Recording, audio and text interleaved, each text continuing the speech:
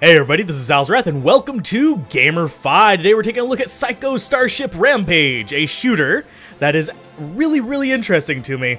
It's kind of popped up out of nowhere and I decided to pick it up, and it's kind of an interesting mix of several different games. I'm going to go ahead and show you the options menu because it is very basic. We can turn on the tutorial, we can turn it off. Language resolution and volume sliders, lovely.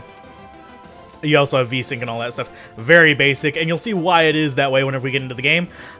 Survival is just wave after wave after wave. You'll just keep going forever, and you'll get the achievements and unlocks, and I'll be doing that off-screen probably. But you also have a campaign mode that is kind of like a hybrid of faster than light and, well, a shmup.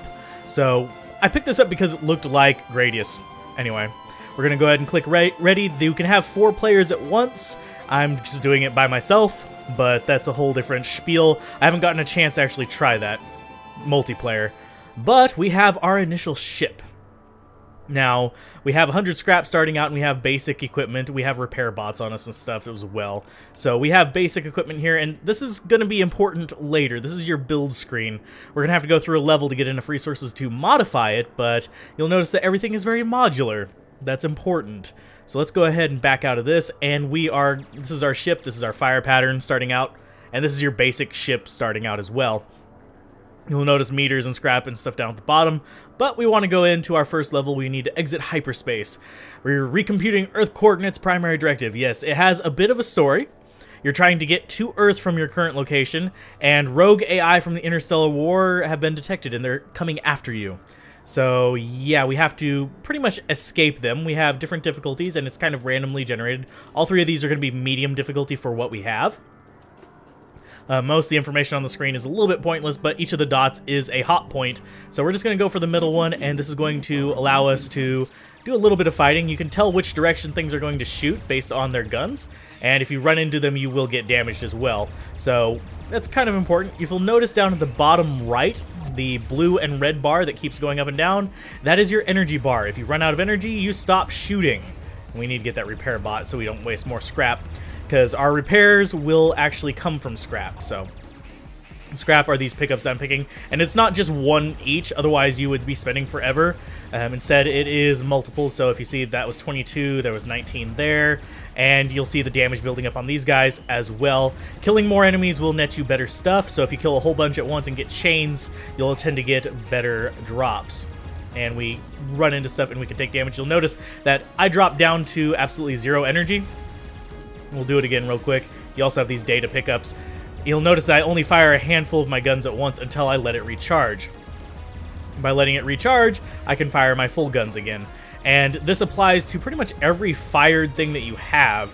You need to worry about these resources. So it charges back up pretty quick depending on what gear you have, and what you put on your ship really does influence how fast it charges, how long you can shoot before you run out, and all that lovely jazz. Ooh, and we got that guy knocking around, so let's get the repair boost. And you'll notice they do have guys that shoot backwards. Ooh, free drop right there. I need that data. That drop is an item that I'll be able to use later on to modify my ship. The little cubes are. The little, like hearts and stuff like that are modifications to your ship as well. And we have not too much in the way of varied enemies in this one. They get a lot more varied as you get further in. You'll have solid laser characters, much like you saw in... oh god, I'm forgetting the name of the game. Rosh Fusion. So you'll have varied enemies, and you'll have actually varied attacks as well. The bombs are a little bit uncommon, like the mines and stuff like that, so we need to probably get further in before we'll see more of those. But I might show them off in additional footage later on. The controls are tight. I mean, extremely tight. You have hardly any float to your movement. It's very much Gradius style movement, classic Gradius. I'm talking about the original NES Gradius, and that's going to improve us, and that's going to improve us as well. So let's grab all of this and get healed up. You have a boss fight on each level. Difficulty 1, we're not too worried about this. And the bosses do have a semi-predictable pattern, but they also have this chaos move as well. So we're going to move back, and he's going to go into his fire from the corners mode, and you'll notice that boss rage thing starts going up. We don't have a way to shoot backwards just yet. We could have modified our ship just for that, but it would have been a little bit of waste. You want a little bit of forward-focusing power. As you do enough damage, you'll get healing things coming out, and we're going to take a little bit of damage there, but we're going to get that repair boost. But the importance of having a flayed attack like you have here, you can actually adjust the orientation of your guns, is that you're able to get around his bullets, because bullets will run into each other. As you see right there, my bullets are running into his, destroying them, and they're destroying mine. And as boss rage goes up, you'll see him get a little bit faster moving, and he also is closer to death whenever he gets up higher. Later on, the enemies will have boss rage all the way up to the edge of the screen. All right now, whenever we get stuck behind him, we just have to dodge. So that is a little bit unfortunate starting out, but in survival mode, you do wave after wave after wave. Each boss marks the end of a wave, and you have to move on and modify your ship and move on even further. Let's get back over this way, dodging the bullet storm. Ow. Thankfully, we do have scrap to repair with. We're almost out of energy there. There are modifications that boost your energy. There's actually several of them. I don't like you. You are evil. Die. Please. Thank you. He's almost dead. This is only the first level, so that's why he's almost dead. And we need to get down to where we're not just firing part of our guns. So letting it cool down is pretty important. It doesn't charge while you're shooting, so you kind of have to stop shooting to get the energy back. I don't know whether I like that or not. Oh, we have pickup here. Grab a little bit more scrap, 2,300. That's about how much you get on each level. But now we're going to show off what makes this game different from most little side-scrolling shmups like this. So, yeah, we get scores and stuff like that. You can choose one. Normally, sometimes there'd be two here once you get an upgrade to a certain point, but right now we only get one from each of the drops. So, Repair Compact is pretty nice. It reduces the amount of space that is needed for the repair bots. We can actually look at that over here. And yeah, it'll take up 2 slots instead of 3. This is a 3-size part, and what you can fit stuff in is based on the size of the part. Right here, these require 2 spots to actually fit, so we can't fit them in this one spot. If you notice on top left, it says surface 1. You can't fit one of those guns in there. See, it'll turn red. The guns will. But we have low quality, we have crude, you have small, you have various modifiers. It's kind of a Diablo-style drop system where they're completely modified, but you can use as many as you want. So let's say we want more guns, we can pick this item, we could copy it, or we can create a brand new one. I'm going to go ahead and copy that, drop off some guns there. Now if we back out, we actually have more firepower. Probably want these wedged in there and those pointing out so we can demonstrate it a little bit better. There you go. See, a whole lot more firepower going forward is pretty nice. We can also, as you saw, rotate the guns in here. You can also assign a hotkey to rotate right or left, but they'll only rotate within a certain number of degrees. But the downside is, by adding more guns, you actually run into a situation where you can't power them all. So we have to upgrade our power equipment here. That'll actually give us a little bit more charge speed, so we don't have to worry about that as much. And we can add various parts. We can go into sections here. You'll see that there's various parts, and the bigger the part, the more health it has. For example, we can have this, which is huge, but it has a whole lot of life.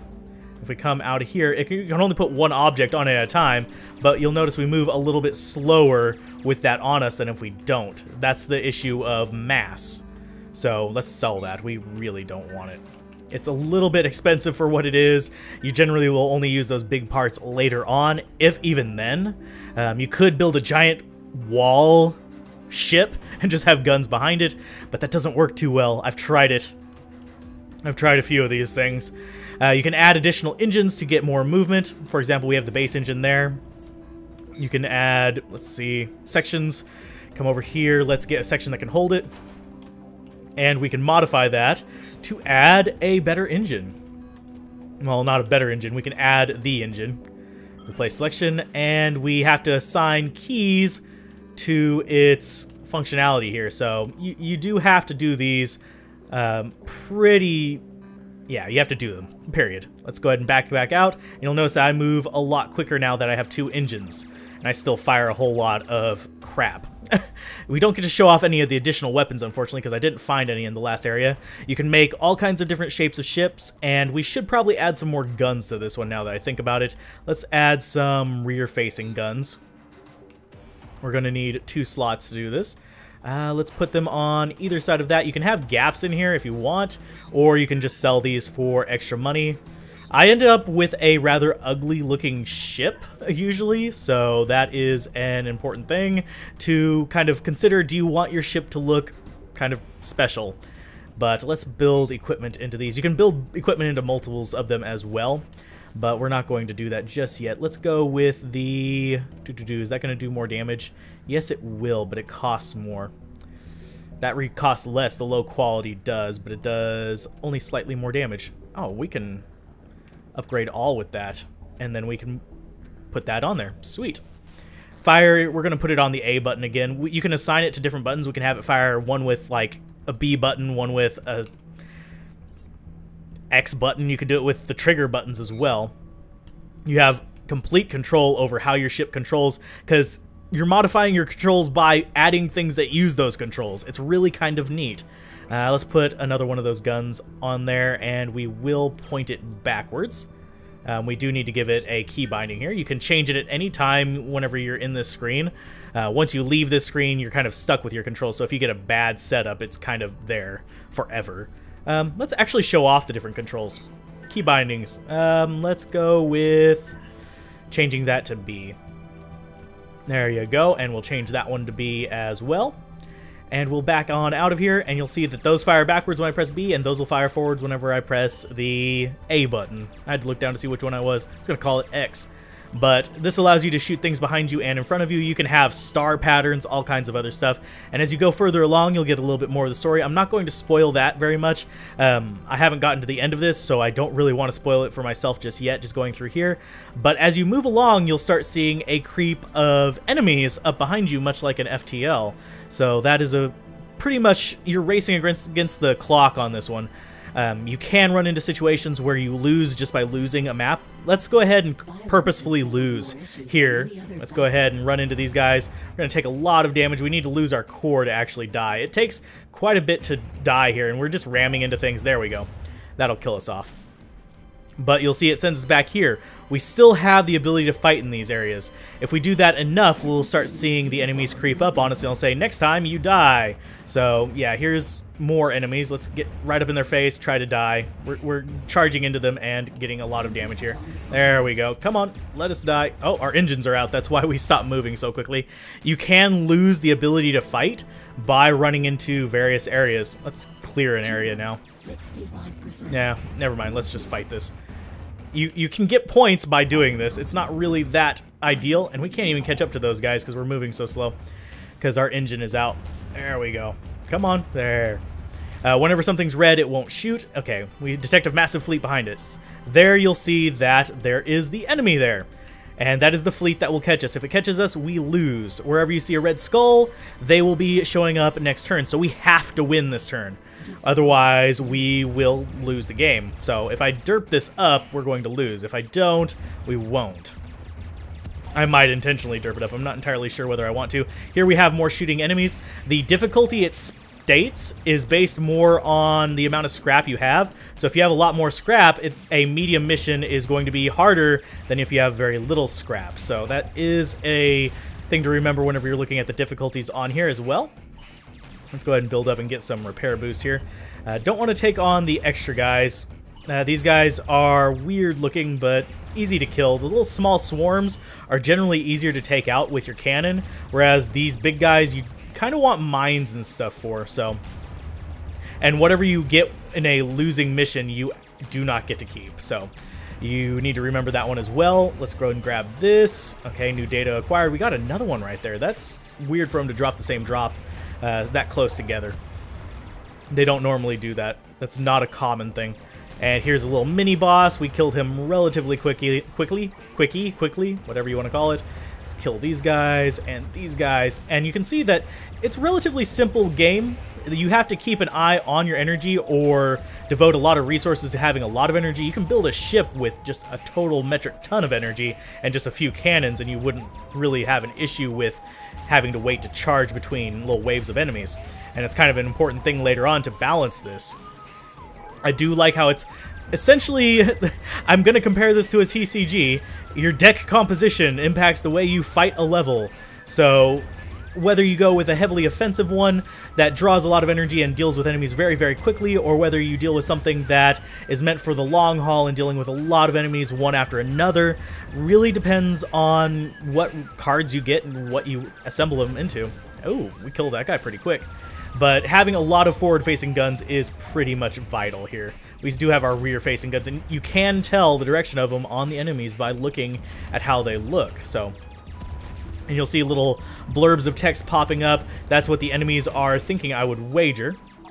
That, or we are talking to them. I'm not quite sure. I haven't quite figured it out because they're supposed to be rogue AI, which is leading me to believe that they shouldn't be saying these things, but apparently they are.